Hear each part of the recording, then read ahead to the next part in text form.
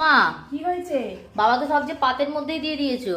তোর বাবার যদি খিদে পায় তাড়াতাড়ি করে, তাকে ভাতটা দিতে গেলে তো কিছু পাতে দিতে হবে। সেটাই তো দেখছি, বাবাকে মাংস ফাংস সব তো পাতেই দিয়ে দিয়েছো একদম। হ্যাঁ, এই যে আমি এখানে বাটিতে তুলছি। হ্যাঁ। আর এক তরকারি ভাত হয়েছে বন্ধুরা আজকে। হুম। হচ্ছে খাসির মাংস, বেশি ঝোল ঝোল না, বেশ মাখা মাখা ঝোল, আর স্যালাড, আর দেরাদুন রাইসের ভাত আজকে। সেই বিরিয়ানির চালের ভাত। দারুণ খাওয়া হবে।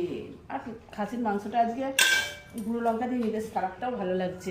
গন্ধে আমার খিদে পেয়ে যাচ্ছে, তাতে নাও আমাকে ভাতটা দাও। গন্ধে তোর খিদে পেয়ে যাচ্ছে?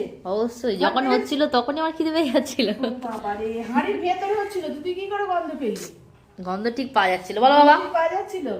আমি তো আর বাবাকে তো মানে এতটাই ভালো লেগে বাবা কিছু কথাই বলছে না, খেয়েই যাচ্ছে। এটা কেমন হয়েছে মাংস বাবা? সুপার। আজকে কিন্তু মাংসটা কষিনি, হাঁড়ির মধ্যে মানে সব ম্যারিনেট করে রেখেছিলাম।